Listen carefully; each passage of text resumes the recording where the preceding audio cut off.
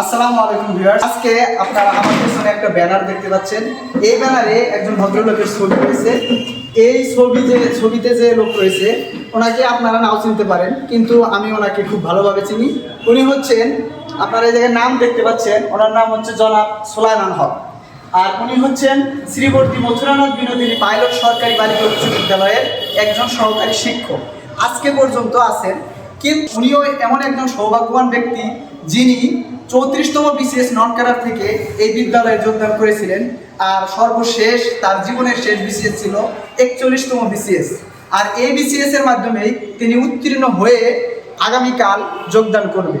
আর আজকে আমি মূলত তারই সাক্ষাৎকার নিব, যাতে আপনারা যারা চাকরির জন্য পড়ালেখা করতেছেন হতাশ না হয়ে তার কাছ থেকে যাতে আপনারা অনুপ্রেরণা নিতে পারেন। আশা করি আপনারা শুরু থেকে শেষ পর্যন্ত দেখবেন। যারা বারবার ব্যর্থ হন তারা তার ভিডিও দেখে, তার সাক্ষাৎকারটা দেখে অবশ্যই অনুপ্রাণিত হবে। এখন আমরা ওনার কাছ থেকে এই জার্নির গল্পটা শুনবো। ধন্যবাদ মাহিদুল ইসলাম, আমাকে কিছু কথা বলার সুযোগ দেবেন। প্রথমে বলে নেই, মাহিদুল স্যার আমার সাথে ছিলেন অনেক দিন এই বিদ্যালয়ে। আমি এই বিদ্যালয়ে জয়েন করি, উনি আগে বলেছেন 34তম বিসিএস অর্থাৎ 2017 সাল। এই স্কুলে জয়েন করার পরও আমি চাকরির পাশাপাশি আমি আমার পড়াশোনাকে চালিয়ে যাই। এবং একটা মজার বিষয়, আমার পড়াশোনার জন্য আমি মাহিদুল স্যারকে বেছে নিয়েছিলাম। একটা লম্বা সময় আমার সাথে পড়াশোনা করছি। আসলে প্রত্যেকটা জিনিস পাওয়ার জন্য আপনাকে এর পিছনে লেগে থাকতে হবে। আপনি যাই করেন না কেন, যে আমি যতদিন সফল না হই আমি চেষ্টা করে যাব। 34তম বিসিএস যখন দিই তখন আমার মাস্টার্সের পরীক্ষা ছিল, তেমন প্রস্তুতি ছিল না। তারপরও নন ক্যাডার আসে এবং চাকরিতে জয়েন করি। পরবর্তীতে বিভিন্ন সময় বিভিন্ন জায়গায় আমার বিভিন্ন বিশ্ববিদ্যালয়ে ভর্তি এই চাকরির জন্য পরীক্ষা দেই। তারপরে হয়ে ওঠে না। এক সময় শ্রীবর্তী চলে আসে। বিভিন্ন পরিবেশের জন্য পরবর্তী বিসিএসগুলো তার হয়ে ওঠে নাই, তবে আমি চেষ্টা করে গেছি। এবং একবার ব্যর্থ হওয়ার পর আমি আবার নতুন করে শুরু করছি। আসলে আমার ঘাটতিগুলো কোন জায়গায়, গ্যাপগুলো কোন জায়গায় আছে, আমি সেগুলো খুঁজে বের করার চেষ্টা করছি। তো আল্লাহর রহমতে আমি শেষ বিসিএস এর সফল কাম আমি প্রভাষক গণিত আগামীকাল জয়েন করবো শেরপুর সরকারি মহিলা কলেজে। তো আমার এই বিসিএস এর সফলতার পিছনে বড় হলো যে আমি আমার যতটুকু সুযোগ ছিল আমি পুরো সময়টা কাজে লেগেছি। এবং আমি আমার যতটুকু সময় আমি পরিবার থেকে বাঁচানোর চেষ্টা করছি।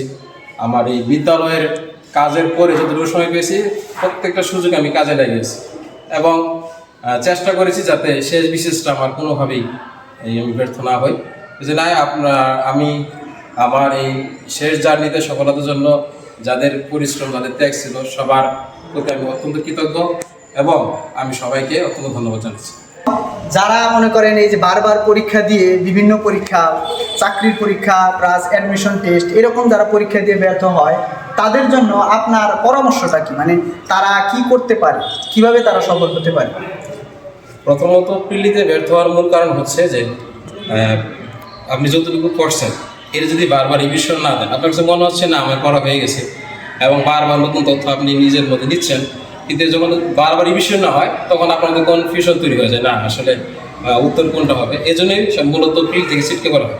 এই জন্য আমার পরামর্শ হলো, আপনি যতটুকু পড়ছেন একটা নির্দিষ্ট সময় পর পর এটাকে রিভিশন দেন, যে 7 দিন হোক 10 দিন হোক, বারবার পর। এবং নতুন তথ্য আপনি যতটুকু নেবেন নিজের মধ্যে, তার চাইতে যে তথ্যগুলো আমি আগে পড়ে আসছি এটাকে বারবার ঝালাই করে নেওয়া, তাহলে দেখবেন যে না প্রিলি আপনার খুব সহজ হবে। আর দ্বিতীয় বিষয় হচ্ছে রিটেনের জন্য আপনাকে অবশ্যই ভালো লেখার যোগ্যতা অর্জন করতে হবে এবং যে কোনো বিষয় নিয়ে যে কোনো মুহূর্তে আপনাকে কিছু লেখার যোগ্যতা করতে হবে, সেটা বাংলায় হোক বা ইংরেজিতে হোক, তাহলে আপনি যে কোনো পরীক্ষা আপনি টিকতে পারবেন। ধন্যবাদ স্যারকে। স্যার অবশ্যই অনেক মূল্যবান পরামর্শ দিয়েছেন। আর যারা প্রিলিতে এবং রিটেনে টিকতেছেন না অথবা চাকরিতে উত্তীর্ণ হচ্ছেন না, তাদের জন্য একই পরামর্শ যে আমাদের লেগে থাকতে হবে, আমাদের চেষ্টা করতে হবে। বাকিটা আমাদের উপরওয়ালা রয়েছে, আমাদের সৃষ্টিকর্তা রয়েছে। সৃষ্টিকর্তা আমাদের ভাগ্যে যতটুকু রেখেছে সেটা আমাদের হবে, তবে আমাদের চেষ্টা চালিয়ে যেতে হবে। আর আমি মনে করি যে এই ভিডিও দেখে আপনি অনুপ্রাণিত হয়েছেন আর আপনার ভালো লেগেছে। যদি ভালো লেগে থাকে তাহলে অবশ্যই একটা সুন্দর কমেন্ট করবেন, আর পাশাপাশি পারলে আপনি ভিডিওটা শেয়ার করে দিবেন। যারা বারবার ব্যর্থ হচ্ছে তাদের জন্য অনুপ্রেরণা হিসেবে কাজ করবে। আজকের মধ্যে এখানে শেষ করতেছি। আসসালামু আলাইকুম। ধন্যবাদ সবাই।